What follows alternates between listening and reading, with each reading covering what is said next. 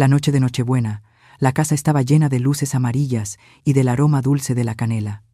Las risas de hijos y nietos aún resonaban alrededor de la mesa cuando mi nuera, de pronto, se levantó de un salto. Sin avisar, sin dudar, me señaló directamente con la mano, con una voz fría como un cuchillo. «Eres la mujer más inútil que he conocido». Me quedé paralizada. 67 años siendo esposa, madre, abuela.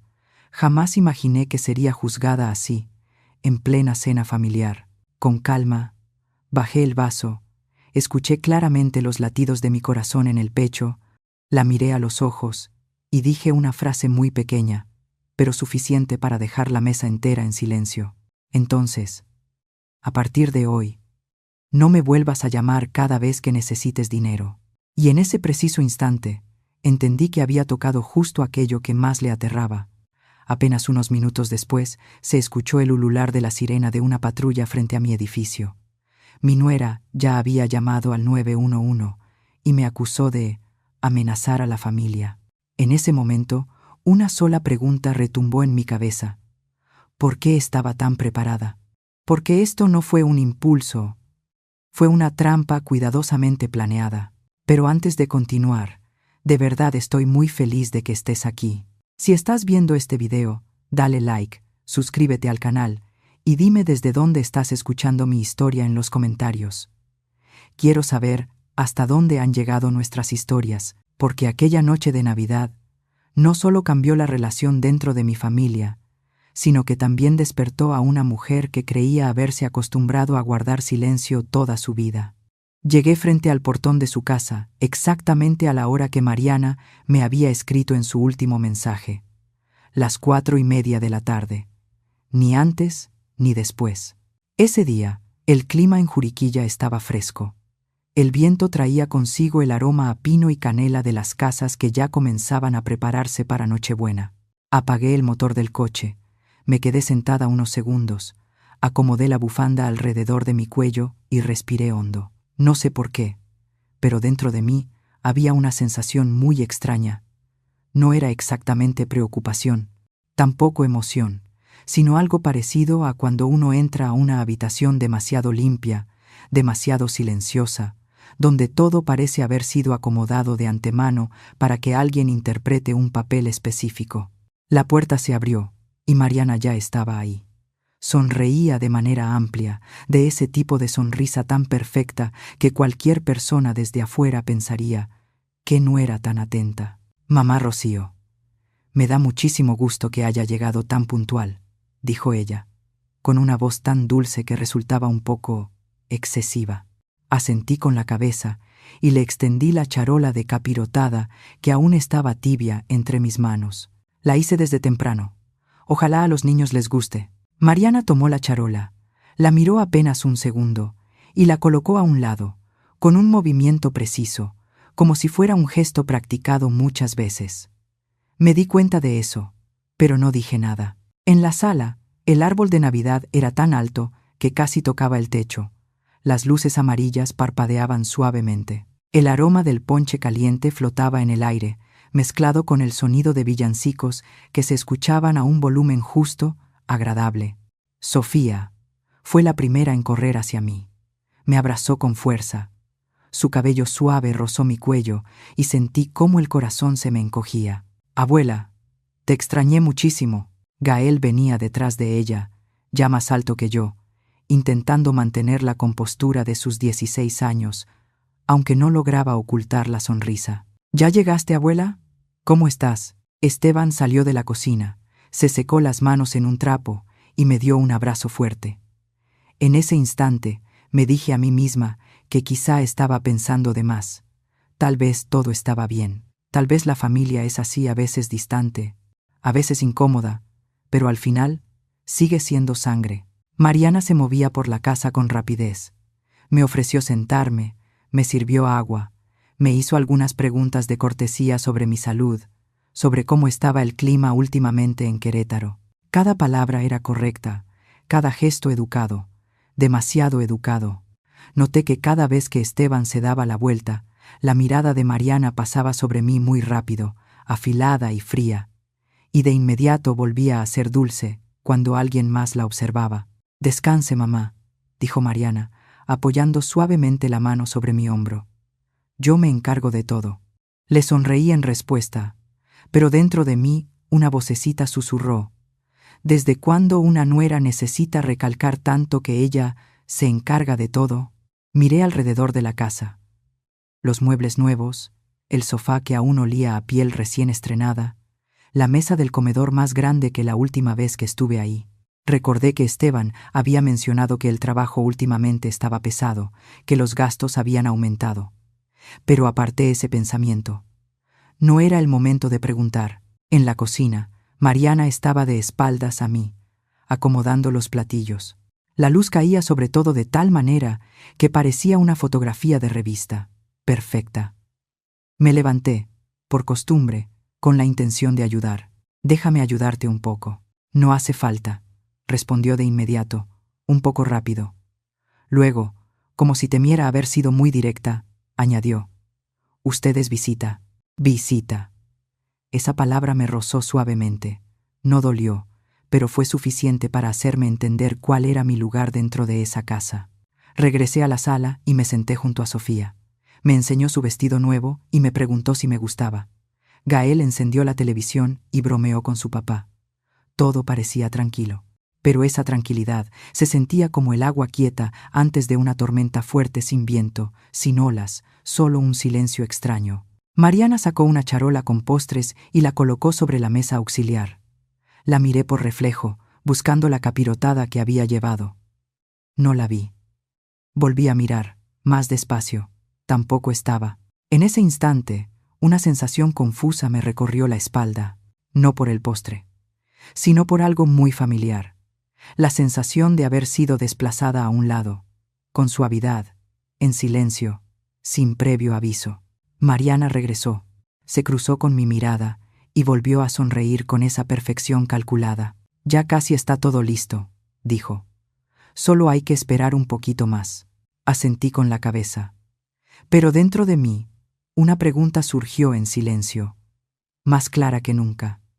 ¿Desde cuándo la atención hace que una persona sienta que ya no tiene lugar? Y no tenía idea de que justamente esa dulzura, cada gesto pequeño, cada sonrisa medida me estaba conduciendo, paso a paso, hacia una trampa que había sido preparada desde hacía mucho tiempo.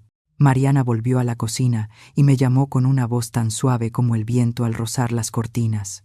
«Mamá Rocío, ¿me ayuda a sacar los postres a la mesa, por favor?» Me levanté por puro reflejo, con ese gesto automático de una madre acostumbrada a ocuparse de todo durante toda su vida.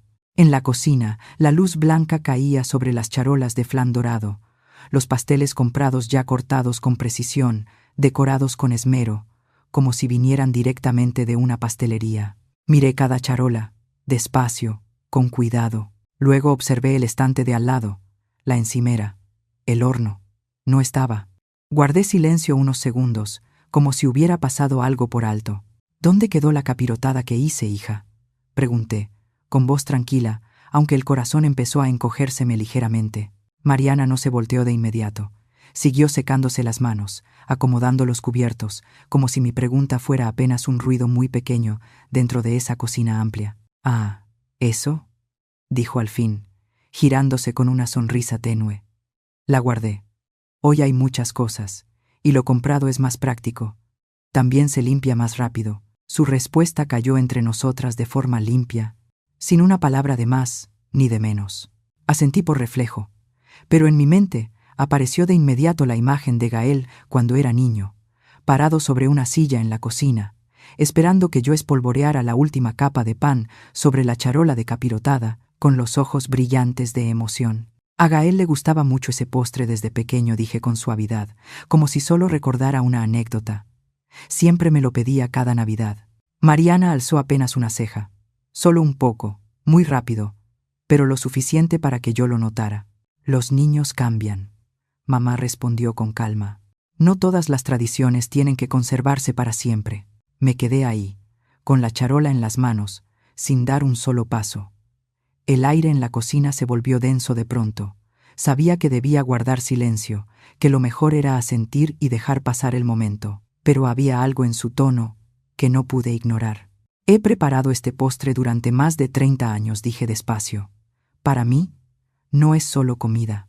Mariana dejó caer el trapo sobre la encimera con fuerza. El sonido de la tela contra la madera fue seco. ¿30 años? Repitió, con la voz un poco más alta. ¿30 años solo para demostrar que todavía necesita atención? La miré, sin poder creer lo que estaba escuchando. ¿Qué estás diciendo? Mariana dio un paso más cerca. Bajó la voz, pero cada palabra tenía un filo cortante. Tradiciones, recuerdos, recetas familiares. A veces no son más que una forma de que las personas mayores se aferren a su lugar dentro de la familia. Me miró fijamente, como para recordarle a todos: sigo aquí, no me olviden. Sentí un dolor extraño que subió del pecho al cuello, no por la dureza de sus palabras, sino por la manera en que las dijo, como si llevara mucho tiempo pensándolo.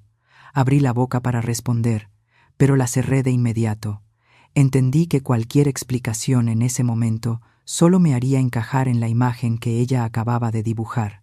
Yo solo quería aportar un poco, dije en voz baja. Somos familia. Mariana sonrió. Ya no era una sonrisa dulce, sino fría y contenida. La familia también necesita orden, mamá. No todos tienen derecho a decidirlo todo solo por ser mayores. No respondí. Tomé la charola de flan y salí, caminando despacio, como si temiera dejar caer algo invisible que llevaba dentro. En la sala, las risas de Esteban y de los niños seguían resonando. Sofía le contaba a su papá algo de la escuela. Gael reía a carcajadas por alguna broma. Nadie sabía que, a solo unos pasos de distancia, un hilo acababa de cortarse con un gesto casi imperceptible. Coloqué la charola de postres sobre la mesa auxiliar. El aroma dulce se extendió por el aire, pero para mí todo se volvió insípido. Me senté en una silla, con las manos sobre el regazo, esforzándome por mantener una expresión normal. Sofía se acercó corriendo y me susurró: «Abuela, ¿al rato vamos a comer lo que tú hiciste?» La miré, y sentí que el corazón me temblaba un poco. «Luego vemos, mi amor», respondí, intentando sonreír. Desde la cocina, vi a Mariana observándonos. Su mirada no era de enojo ni de preocupación. Era la mirada de alguien que acaba de colocar una pieza en el lugar exacto. Entonces entendí que lo que más me dolía no era que la capirotada hubiera sido guardada. Era la sensación de haber sido desplazada de un espacio que siempre creí mío, sin gritos, sin discusiones. Bastó una decisión muy pequeña, esconder un postre, para dejar claro que yo ya no pertenecía al centro de esta historia. Respiré hondo, diciéndome a mí misma que estaba exagerando. Pero, muy dentro, nació un pensamiento silencioso, tan claro que no pude negarlo. Esto no se trataba de un postre. Se trataba de quién tenía permitido existir en esta familia y quién no. Y no sabía que, en ese momento, mi silencio fue registrado por Mariana como una señal, que seguiría cediendo, que seguiría haciéndome a un lado, que seguiría aceptando ser borrada poco a poco, si no ocurría algo justo después. Regresamos a la mesa cuando los platos del platillo principal acababan de ser servidos. Mariana parecía transformada en apenas unos pasos. Su voz se volvió suave, la sonrisa regresó en la medida exacta, y sus ojos reflejaron una calidez suficiente para tranquilizar a cualquiera. Si alguien mirara desde lejos, pensaría que era una mujer atenta, dedicada a mantener la armonía familiar. Me senté derecha, con la espalda recta y las manos sobre el regazo, ajustando mi respiración para que nadie notara el desequilibrio que acababa de vivir en la cocina. Esteban levantó su copa y comenzó a hablar de un proyecto de fin de año en la empresa, con el entusiasmo de siempre. Mencionó números, juntas largas, noches llegando tarde a casa. Gael escuchaba y asentía, interrumpiendo de vez en cuando con alguna pregunta breve. Sofía reía bajito, contando cosas de la escuela y de sus amigas, con esa voz clara e inocente. Poco a poco, la mesa se llenó de ruido y vida, como si la cocina, a unos cuantos metros, nunca hubiera existido. Mariana atendía a cada uno con esmero. Colocó un plato frente a mí y preguntó en voz baja: «Mamá, ¿está a su gusto?» Asentí y respondí con una sonrisa leve. No quería romper ese equilibrio tan frágil. Pensé que quizá, con solo terminar esa cena, todo se calmaría. Cuando retiraron los platos del platillo principal, Mariana se levantó y dio unas palmadas suaves, como una presentadora. Ahora sigue el postre. Sofía se inclinó hacia mí, con la voz llena de ilusión. Abuela, ¿dónde está la capirotada?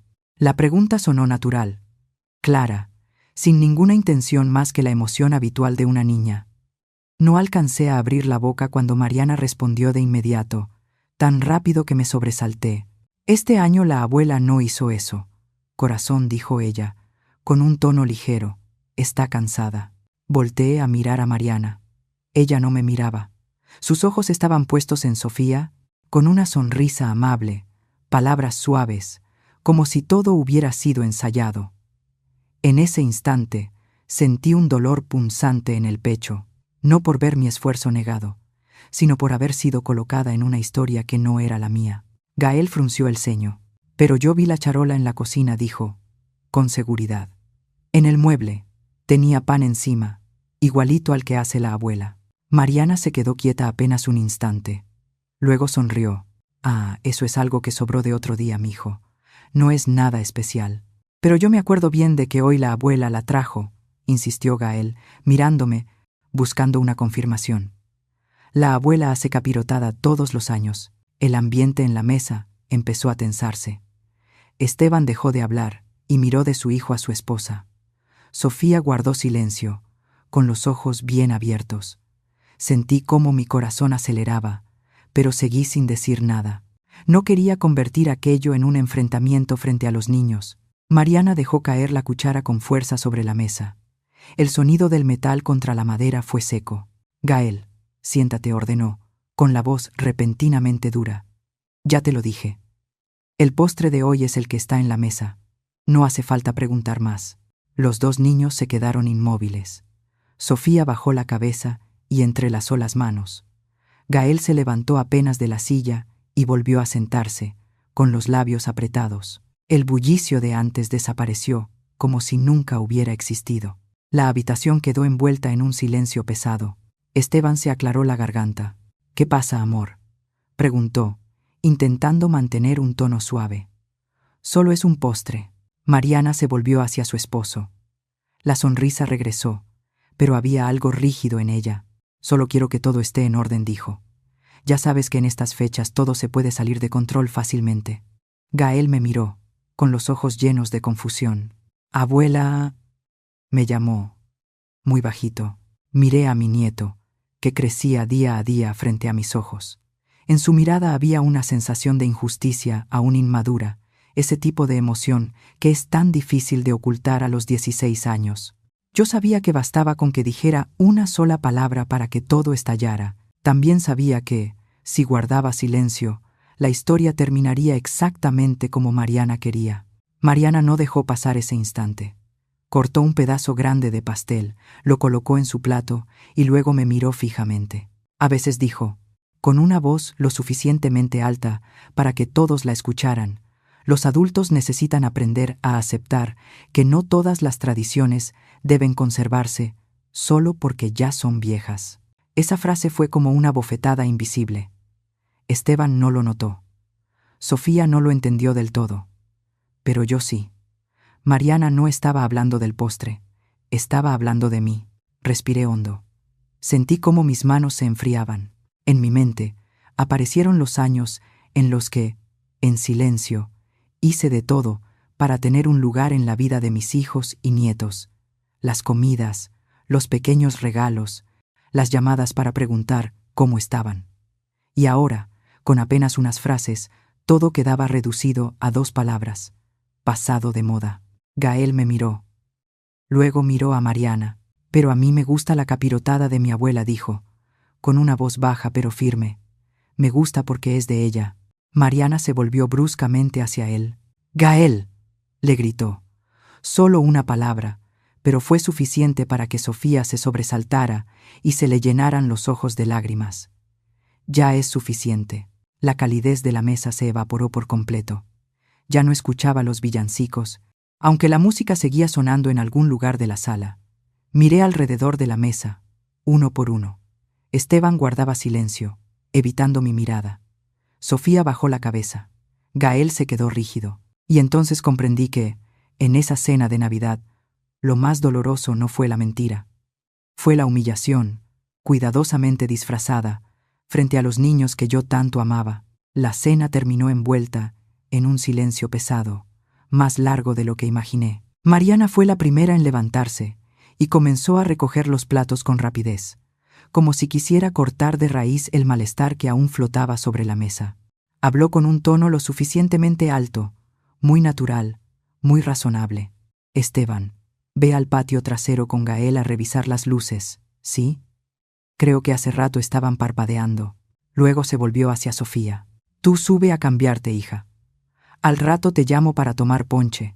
La forma en que fue acomodando a cada uno no dejó ningún espacio para objeciones. Esteban se levantó de inmediato y le dio una palmada en el hombro a su hijo. Gael me lanzó una mirada, aún cargada de inconformidad, pero terminó siguiendo a su padre. Sofía dudó unos segundos. Me miró como si quisiera decir algo, pero Mariana ya había puesto la mano en su espalda, suave pero firme. En cuestión de instantes, la cocina quedó solo con Mariana y conmigo. La puerta se cerró. La música navideña llegaba amortiguada desde la sala.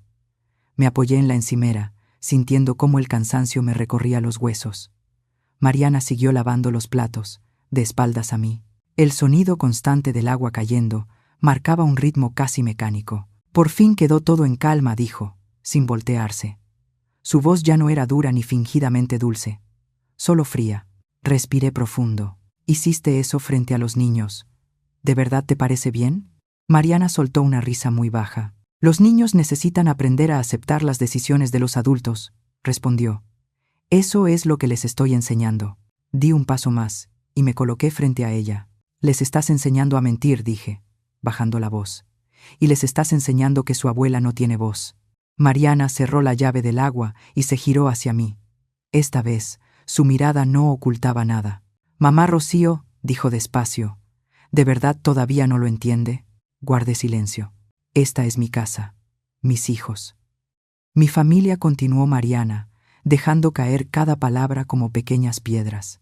Y soy yo quien decide quién se queda dentro de lo que se llama tradición. Sentí cómo el corazón se me encogía. Entonces, ¿cuál es el lugar de la madre?, pregunté. Mariana arqueó las cejas, como si la pregunta la sorprendiera de verdad. ¿El lugar de usted?, repitió, y apretó los labios mientras pensaba unos segundos. Es la abuela. Y solo eso. Pero sigues llamándome cada vez que necesitas ayuda, dije. Esta vez sin esquivar nada. El dinero de la escuela, el dinero para arreglar la casa, el dinero cuando Esteban se quedó sin trabajo, por una fracción de segundo. Mariana se quedó quieta. Fue mínimo, casi imperceptible. Pero lo vi, y supe que había tocado el punto exacto. Ella se giró, tomó una toalla para secarse las manos, como si necesitara unos segundos más para ordenar sus palabras. ¿De verdad crees que yo quiero eso?, dijo en voz más baja. ¿Crees que es una elección mía? Entonces, ¿por qué?, pregunté sin rodeos. Si me detestas tanto, ¿por qué sigues aceptando mi dinero? Mariana alzó la mirada y me observó. En sus ojos había algo muy extraño. No era enojo, no era defensa. Era una franqueza desnuda que me recorrió la espalda con un escalofrío. Porque estamos bajo mucha presión, dijo. Y tú eres nuestro respaldo. Me quedé inmóvil. ¿Respaldo? Así es, Mariana asintió. Cuando todo va bien, eres una molestia. Cuando todo se complica, eres el salvavidas. Lo dijo como si estuviera describiendo una verdad evidente de la vida. Tú no sabes todo lo que hemos tenido que hacer para salir adelante. La casa, las colegiaturas, los gastos diarios. Mariana exhaló despacio.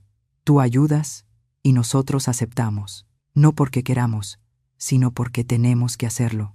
Hablas como si yo los obligara, susurré. Mariana se encogió de hombros. No obligas, pero tu presencia siempre viene acompañada de esa ayuda. Me miró fijamente. ¿Sabes lo que se siente tener que invitar a alguien a la mesa solo porque alguna vez pagó la escuela de tus hijos? Esa pregunta fue como una puñalada. Retrocedí medio paso y tuve que apoyarme en la encimera para no perder el equilibrio. Nunca di dinero a cambio de una invitación, dije, con la voz temblorosa. Lo hice por amor a mi hijo, por amor a mis nietos. Tal vez tú lo ves así, respondió Mariana.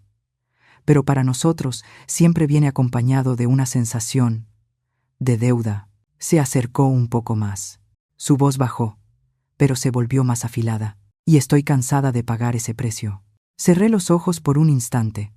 Las imágenes se agolparon. Las llamadas de Esteban a medianoche, con la voz llena de angustia, los agradecimientos rápidos de Mariana, seguidos de largos silencios. Siempre pensé que era porque estaban ocupados. Ahora, todas las piezas encajaban de la forma más dolorosa posible. Entonces, todo lo que pasó hoy. Abrí los ojos y la miré. ¿Fue planeado? Mariana no lo negó. Necesito que entiendas los límites. Y añadió, sin el menor rastro de culpa, no puedes ser al mismo tiempo quien pone el dinero y quien tiene voz en esta familia. Solté una risa breve, seca, tan extraña que ni yo misma la reconocí. ¿Crees que uso el dinero para comprar poder? Mariana ladeó la cabeza. Creo que usas el dinero para conservar tu lugar. Esas palabras me dejaron rígida. En ese instante, dejé de ver a Mariana como mi nuera y la vi como a una extraña que me analizaba con una lógica fría. Entonces lo entendí. Esto no era un arrebato emocional, no era un odio momentáneo. Era un cálculo. ¿Desde cuándo llevas pensando en esto?, pregunté, con la voz cansada. Mariana se dio la vuelta hacia el fregadero y continuó con lo que estaba haciendo. El tiempo suficiente para saber que esta noche todo tenía que quedar claro. Me quedé ahí, en medio de esa cocina iluminada, escuchando el correr del agua, sintiendo los latidos pesados de mi propio corazón. Por primera vez en mi vida, miré de frente una verdad desnuda. En esa casa, mi valor no estaba en el cariño, sino en las cifras que podía transferir. Y lo que más me heló no fue que Mariana lo dijera, sino la forma en que lo dijo, como si fuera el orden natural de este mundo. Permanecí inmóvil durante mucho tiempo en esa cocina, no porque ya no tuviera nada que decir, sino porque, por primera vez en mi vida, todas mis emociones se aquietaron de una manera extraña. El dolor seguía ahí, pero ya no desgarraba. En su lugar apareció una claridad fría, como cuando la niebla se disipa y deja ver el camino que uno está obligado a tomar. Mariana me dio la espalda y siguió lavando los últimos platos. El agua corría de forma constante, como si nada hubiera pasado. Miré su silueta y en ese momento entendí que ya no quería discutir.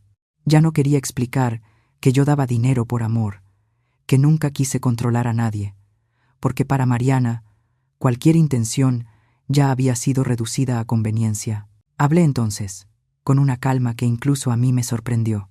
Si tú ves todo de esa manera, entonces quizá deberíamos llamarlo por su nombre. Mariana se detuvo, pero no se volvió. Si la relación entre yo y esta familia solo es aceptable cuando viene acompañada de dinero, continué, despacio, entonces tratémosla como lo que es, una transacción. Ella se giró de golpe. ¿De qué estás hablando? La miré a los ojos. Sin enojo, sin temblar. Se acabaron los regalos inesperados. Se acabaron las ayudas urgentes a medianoche. Se acabaron las transferencias que nadie pide. Respiré hondo. Si necesitan dinero, díganlo de frente, con claridad. Pero yo ya no voy a comprar mi lugar aquí. Mariana abrió la boca para responder, pero la cerró de inmediato. Su rostro palideció en cuestión de segundos, como si acabara de comprender algo. Vi en sus ojos un destello de preocupación que no pudo ocultar, no por mí, sino por los cálculos que acababan de venirse abajo. «Mamá, estás exagerando», todo dijo, intentando mantener la voz firme. «No hace falta ser tan extrema», negué con la cabeza. «No, Mariana, extremo es despreciar a alguien y, al mismo tiempo, extender la mano para recibir su dinero». Lo dije muy suave. Esto, en cambio, solo es un límite. Ella guardó silencio. Supe que había tocado justo aquello que menos quería escuchar. No porque la ofendiera, sino porque cerraba una puerta.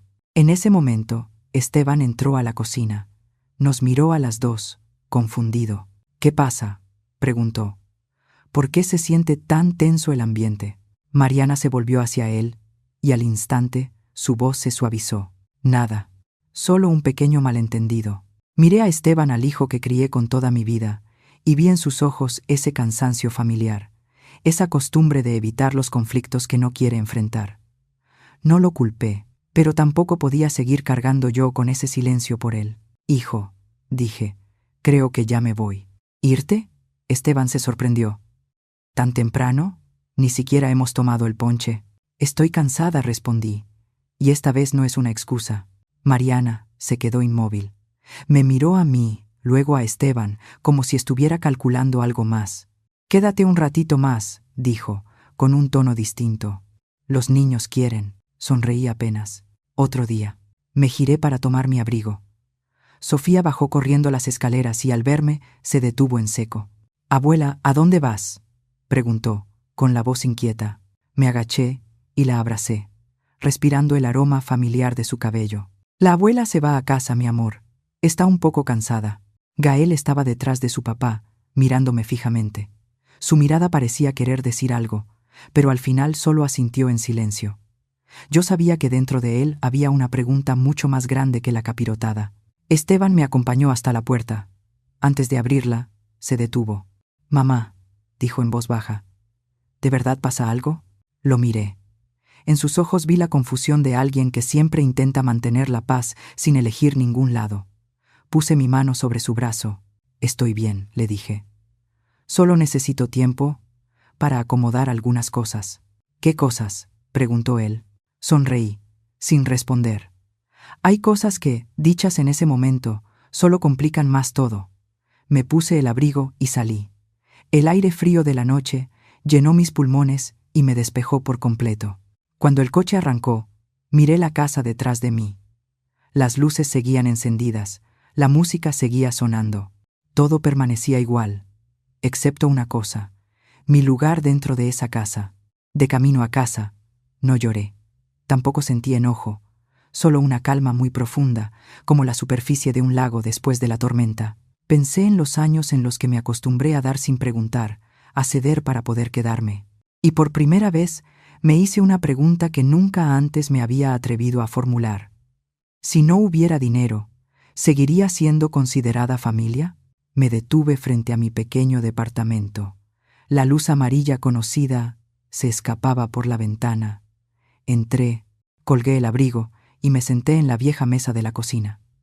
En ese silencio entendí que esa noche no había perdido. Simplemente había decidido dejar de jugar con las reglas de otros. Y fue justamente esa decisión tranquila, sin escándalo, sin represalias, lo que más asustó a Mariana. Llegué al departamento cuando el reloj de la cocina acababa de pasar de las 10 de la noche.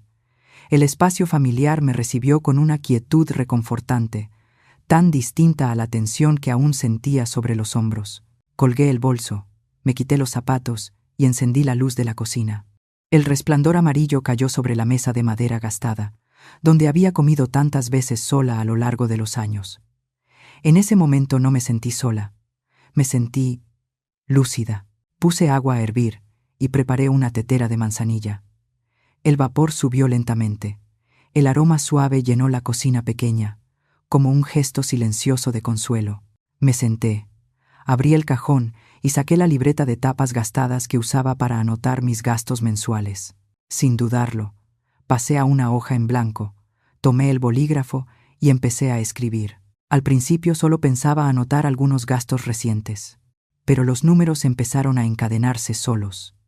Las clases extra de Gael del año pasado, el arreglo del techo después de la lluvia fuerte, el préstamo temporal cuando Esteban cambió de trabajo. Escribí despacio, con cuidado, para no olvidar nada. Cada línea era un recuerdo, una llamada urgente, un agradecimiento apresurado. Cuando me detuve y levanté la vista hacia el reloj, ya pasaban de las 11 de la noche. Hice la suma mentalmente, luego la volví a hacer. El número final me obligó a dejar el bolígrafo sobre la mesa. Era más grande de lo que imaginaba, mucho más. El teléfono vibró sobre la mesa. El nombre de Esteban apareció en la pantalla. Lo miré unos segundos y luego lo puse boca abajo. No por enojo, sino porque necesitaba conservar esa calma un poco más. Volvió a sonar. Una vez más, luego una tercera. No contesté. Seguí revisando mensajes antiguos. «Mamá, estoy muy apretado. Solo préstanos unos días. Te lo devolvemos pronto». Esas frases tan conocidas ahora tenían otro matiz, no por lo que decían, sino por el contexto. Tomé capturas de pantalla. Imprimí los comprobantes electrónicos que aún tenía en el correo. No sabía exactamente por qué lo hacía. Tal vez era el instinto de alguien que siempre había necesitado que todo estuviera ordenado y claro. Cuando terminé de acomodar el pequeño montón de papeles sobre la mesa, sonaron golpes en la puerta. 3. Firmes, medidos. No eran golpes de vecino. Me levanté. El corazón me latía con fuerza, pero la mente estaba extrañamente clara. Abrí la puerta. Había 2 policías en el pasillo, un hombre y una mujer. Ella tendría alrededor de 40 años, con una mirada serena y una voz clara. ¿La señora Rocío? Sí, soy yo. Recibimos una llamada relacionada con la seguridad familiar. Alguien reportó que usted había hecho amenazas y mostraba señales de inestabilidad. En ese instante lo entendí todo. No hacía falta ninguna explicación. No había nada que adivinar. Un frío me recorrió la espalda no de miedo, sino por la intención calculada detrás de esa llamada. Pasen, por favor, dije, abriendo la puerta de par en par. Entraron a mi pequeño departamento y miraron alrededor con rapidez y profesionalismo. Les ofrecí asiento y serví el té con mis propias manos. La oficial me observaba con atención, como evaluando mis movimientos, mi forma de hablar. ¿Puede contarnos qué ocurrió esta noche?, preguntó. Asentí. Conté todo. Sin adornos, sin elevar la voz.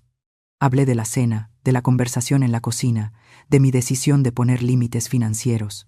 No usé palabras duras. No describí a Mariana con ningún calificativo. Solo relaté los hechos, en el orden exacto en que ocurrieron. «¿Usted dijo que iba a cortar todo contacto con su familia?», preguntó el oficial. No respondí. Solo dije que no seguiría apoyando económicamente de manera indefinida. Si necesitan algo, pueden pedirlo de frente. Me levanté, tomé la libreta y el montón de papeles. Aquí están las cantidades que he ayudado en los últimos años. Aquí están los mensajes que me enviaron cuando tenían urgencias. Y aquí están los recibos que pagué. La oficial los tomó y revisó página por página. Permaneció en silencio varios minutos. Luego asintió muy levemente. «¿Tiene antecedentes de alguna condición psicológica?», preguntó. No respondí sin dudar. Y vivo sola desde hace muchos años. Me hago cargo de mí misma. Ambos se intercambiaron una mirada. El oficial tomó notas en su libreta. Finalmente, la policía colocó el montón de papeles sobre la mesa. Con base en lo que hemos visto y en lo que usted nos ha explicado, se trata de un conflicto familiar relacionado con cuestiones financieras y límites personales. No encontramos indicios de amenaza ni de peligro por parte de usted. Solté el aire muy despacio. Sin embargo, continuó ella, la llamada quedará registrada en el sistema. Es solo un reporte, no una acusación. Entendí de inmediato lo que eso significaba. Una pequeña mancha de tinta. No suficiente para culpar, pero sí suficiente para existir. Lo entiendo, respondí.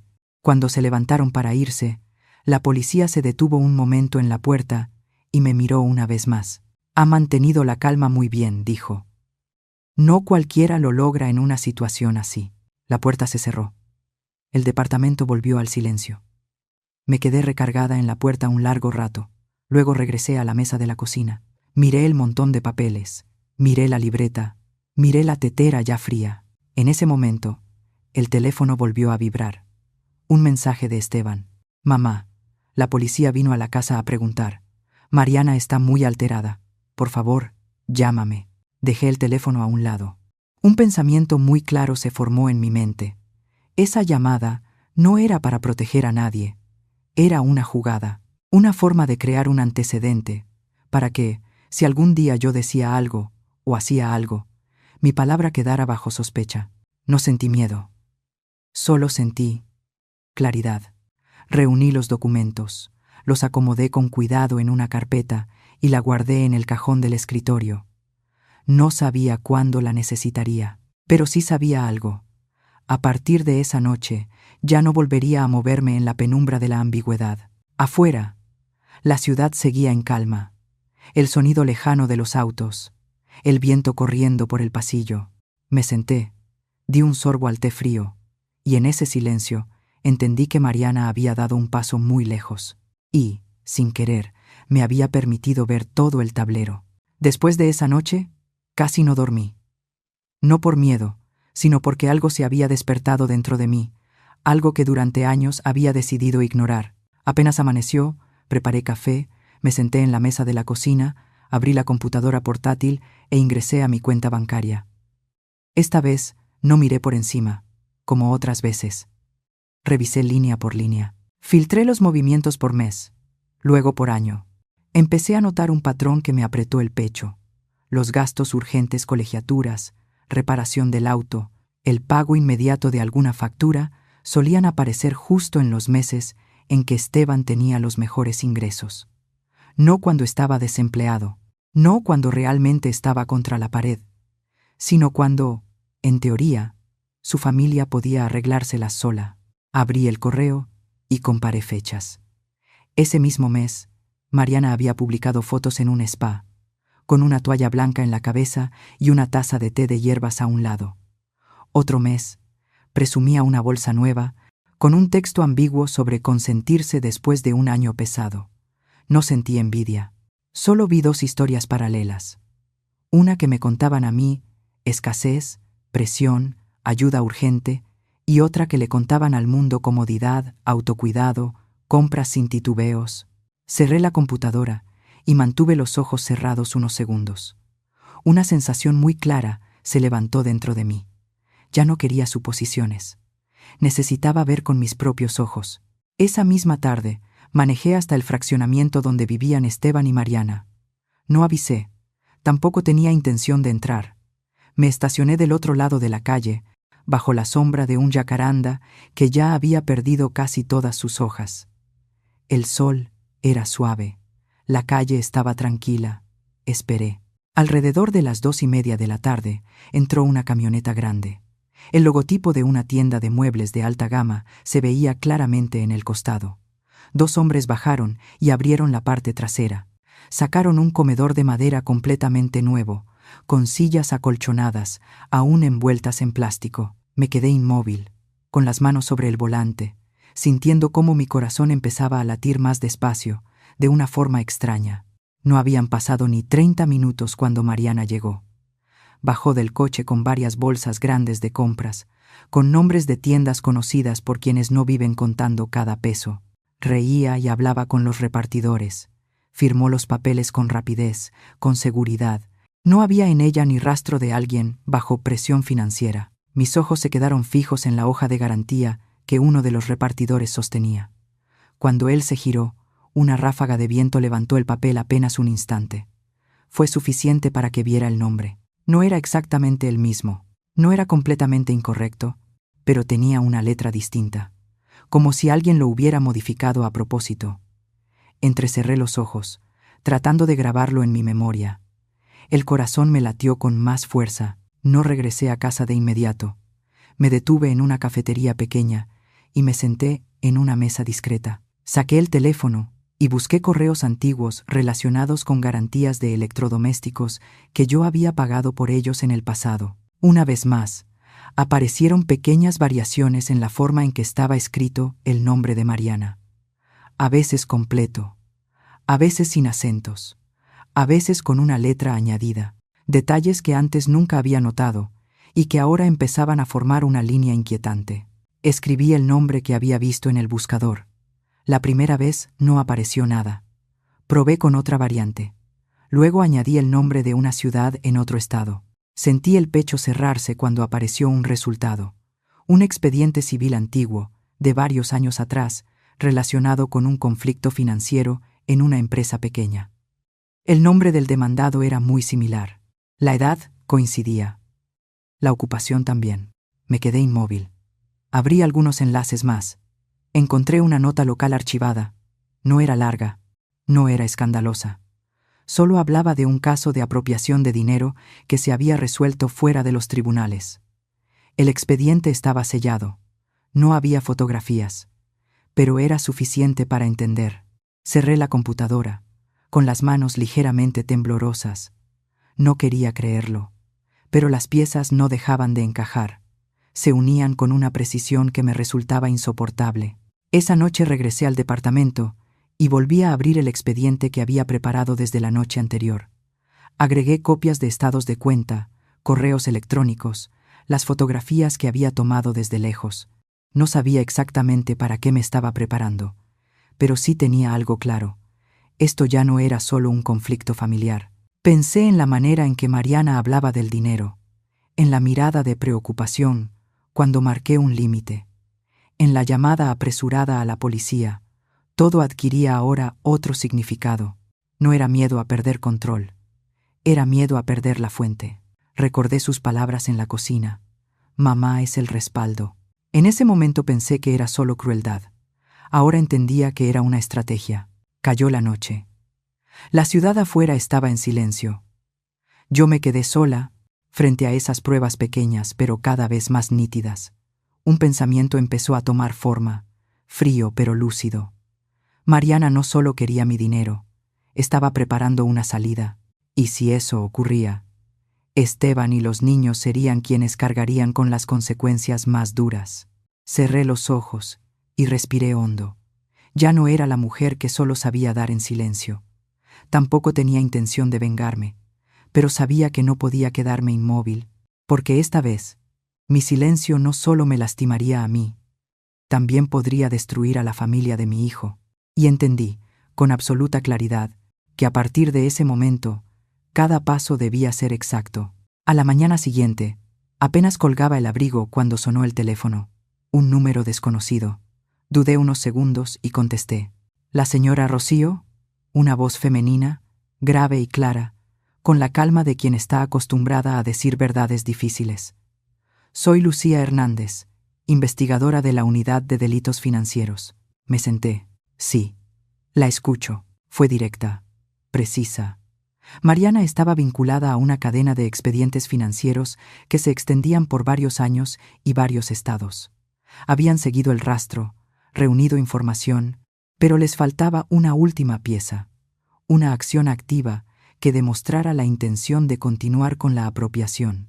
Lo que yo había descubierto, los estados de cuenta, los nombres que no coincidían, los hábitos de gasto, había acercado el caso al límite. Solo faltaba la pieza final. Necesitamos que ella se exponga sola, dijo Lucía. Una transacción lo suficientemente grande como para obligarla a abrir las cuentas que mantiene ocultas. Guardé silencio. Sobre la mesa de la cocina, el expediente que había preparado la noche anterior estaba perfectamente ordenado. No sentí miedo, solo una serenidad extraña. ¿Qué necesita que haga? Yo no haría nada ilegal ni sola. Ellas ya tenían el operativo.